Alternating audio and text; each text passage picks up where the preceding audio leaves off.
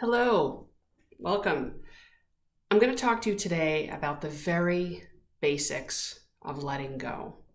Now, for those who are new to me and to my platform, my content, what I'm about, what I talk about professionally, welcome. My name is Tamar Prager, and I have a company, I have a business where I teach people how to create a new relationship to their possessions so that they can let the possessions go. And it sounds a little funny, but what it's really about at the heart is helping people find out who they are by letting the things that they don't want out, by teaching them how to detach from things that don't serve them any longer.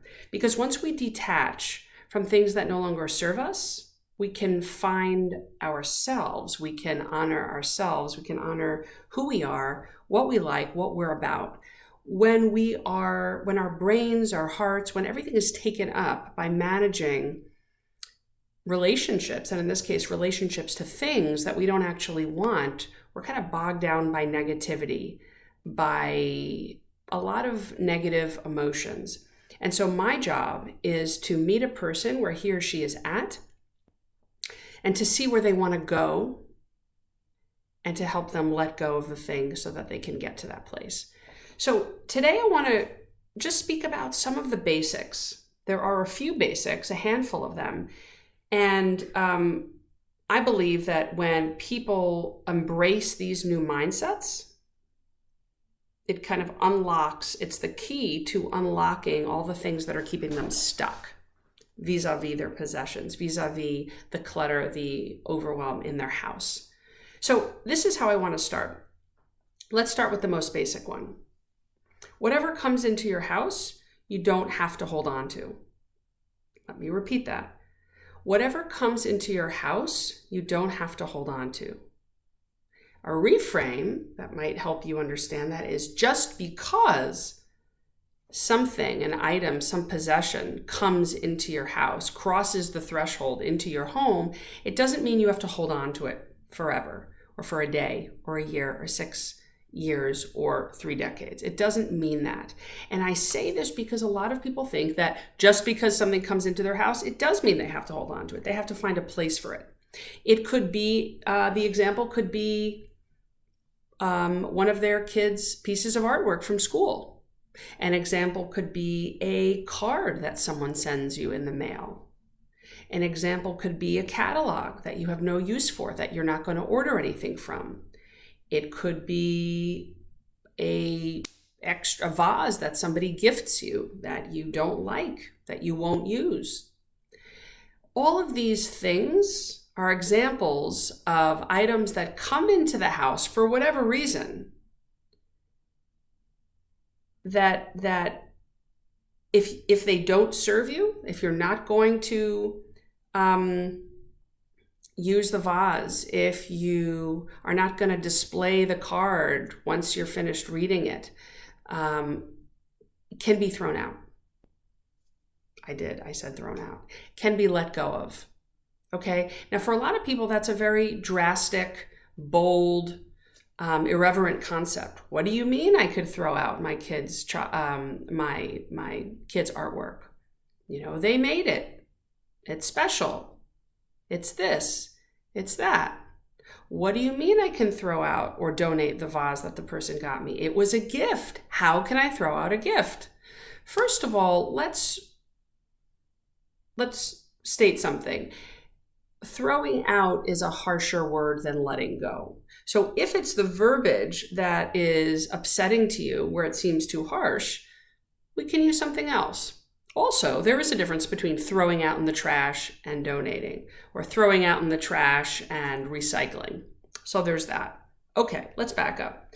So with the example of the catalog, I love to use this one because I think it's something that's applicable to most people. Most people receive catalogs in the mail, and most people will receive a catalog or 2 or 3 or 10 that they don't use, that they won't be looking at in order to order something. A lot of people, maybe not most, but a lot, will keep them. They got them, and so they came in the mail, and so they need to find a place for them. Who gets something and then just tosses it out immediately? Well, I do. And you can too. And the reason I bring this up is because paper is one of those areas that just expands. You know, paper keeps on coming via bills, via catalogs, via whatever it is, many different kinds of things. Paper continues to come into our home. And so this happens to be a particularly important area for people to kind of stay on top of the things coming in and going out. So here I am just saying, whether it's a bold new concept or not, just remember, just because that catalog comes into your house doesn't mean you have to find a place for it. So what does it look like if you don't find a place for it? You get your mail, you're going through it, and you see the catalog. Let's say it's LL Bean, right? They sell clothing, they sell camping gear, whatever. They sell backpacks, they sell a whole lot of items. Let's say you say, you know what? Well, here's step one. You ask yourself, am I going to order something from this now? Now, like in the next week. Not, am I going to maybe, possibly, perhaps need this in 6 months? That's the trap that people fall in. Because if you're going to need it in 6 months and you convince yourself that only one of these catalogs is going to come, you don't want to let it go. But in fact, you are not going to need it in 6 months necessarily. And if you do, more will come. More will come. You'll probably get one in the next month and the next month. They continually come. So you want to look at the facts, which are, am I using this immediately? Is it going to serve me immediately? If the answer is no, coupled with, and this is an item that's going to continually come, you can safely recycle it. You can let it go. And that's what I do.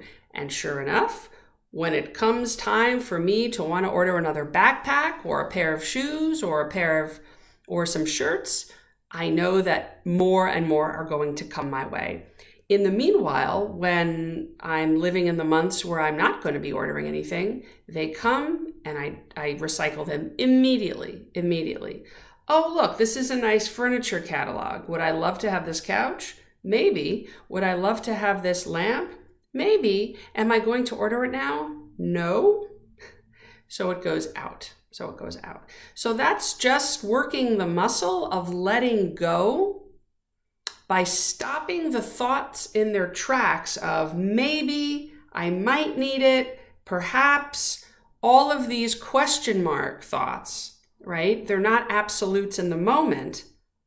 They're just a murky perhaps, what if, right? Those are the things that stop you from taking action that's going to benefit you now, which is to keep things moving out of your house or else they build up. Okay, let's look at another one. Here's a different mindset shift. Just because someone gifted you something, right, doesn't mean you have to hold on to it forever. So this is a tricky one because gifts are wrapped, not only in wrapping paper, but they're wrapped in very strong sentimental, emotional ties, or they come with emotions from the giver and from you, the receiver. So that is going to make it more difficult to make the decision to let it go. But I'm here to tell you not to be a cold-hearted person. And I think, by the way, just for a second, let me say, I think that's the problem. A lot of people think that if they let things go, or if they even want to let something go that was gifted to them, they're cold-hearted, they're mean, they're an ingrate. And the truth is, none of those things have to be true. They're mutually exclusive. Maybe you are an ingrate. Maybe you do have a cold heart, just joking, but that has nothing to do with you wanting to let something go.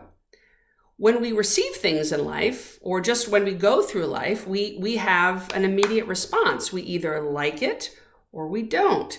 Maybe we'll come to like something, but in the immediate moment, you have a gut instinctual response. Oh, I like this person, or oh, I am so turned on by what this person has to say. These thoughts are relevant, they're exciting, they're brilliant. Or, gosh, this person is droning on. This is not really speaking to me, right? Or, oh, this is a beautiful plate. Not a great example, right? This is a beautiful plate that was just gifted to me, a decorative plate.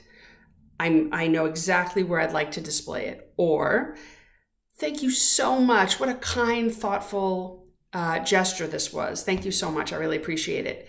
But inside, gosh, this is so not my taste. Yikes, right? You're not going to say that, of course. And the person leaves, and then you get to decide what to do with it. Now, there are a lot of variables that will force you to either this side of the aisle, keeping it, or this side of the aisle, letting it go. So yes, there are different variables, but one of the variables should be, hopefully, do I like this? Is it going to serve me? If it's a decorative plate, the question should be, am I going to display it somewhere in my house as its purpose is? Or am I going to keep it in the box and shelve it somewhere and put it in my attic or put it downstairs in the basement because I don't like it at all? That's an important piece of it, right? Now, if it's from a friend, if it's from a family member, yes, you can ask yourself, is this person going to find out if I kept it or not? Well, maybe yes and maybe no. If the answer is no, let's go with an easier example for now, for the purposes of my teaching you this mindset. If the answer is this person flew in from Chicago, doesn't see you very often, and is not going to know whether or not you display it immediately in your living room, if you don't care for it, gift it to someone else that you think might actually like it, or donate it. There are so many drives. There are so many institutions and nonprofit organizations that would be happy to receive such things. So just because it was gifted to you doesn't mean you have to find a place for it. Okay. Lastly, since we're getting close to 15 minutes, one of the most important realizations or mindsets is just because you once loved it, just because this letter once spoke to you, just because this book was once beloved to you, doesn't mean it will remain that way forever. And as such, doesn't mean you have to hold on to it forever. So remember, you're at the helm. This is your life. This is your home. Excuse me.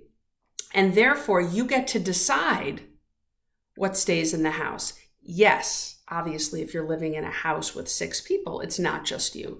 But let all things being equal, let's just put that aside for a minute to get across my point, which is, if you, right, the master of your domain and your home, doesn't care for something anymore or returns to it, and it doesn't really spark those positive feelings of joy, of contentment, of feeling grounded, calm, whatever it is, if it no longer does that, you can take a moment to say, I loved this book. I remember when, blah, blah, blah, right?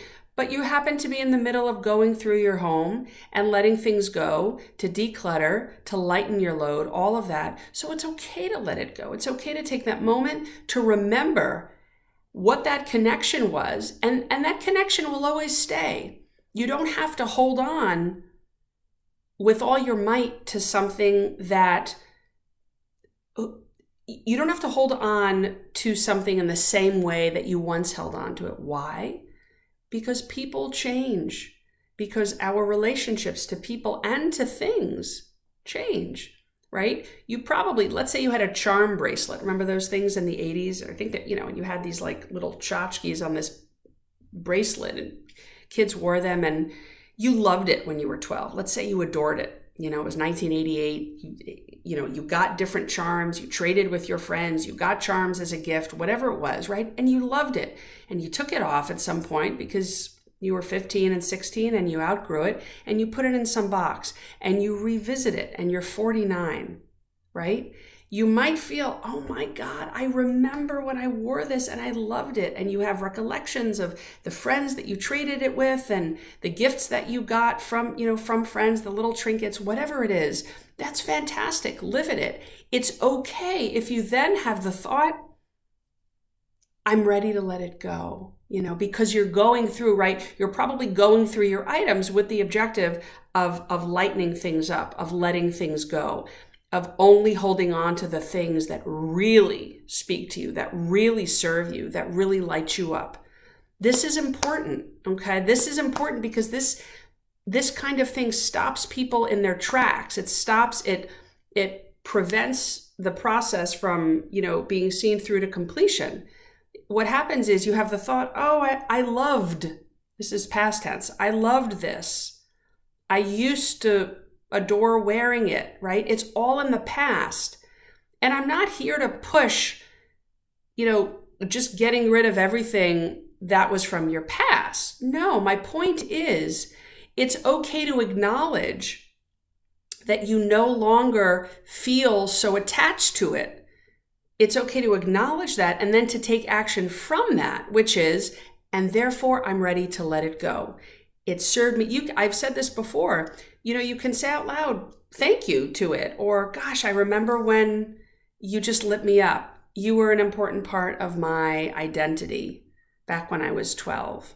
Thank you. And you can let it go. And by letting it go, you're not severing the bond, the relationship between yourself now at 49, if that's your age, and yourself at 12. You're not doing that. That remains. That's embedded. That's sewn into your soul. That's who you are. That was you at 12.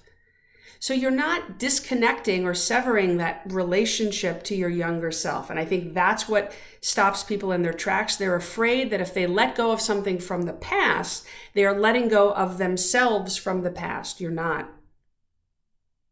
Think about it. How are you letting go of your past self? That's an item. That's an object.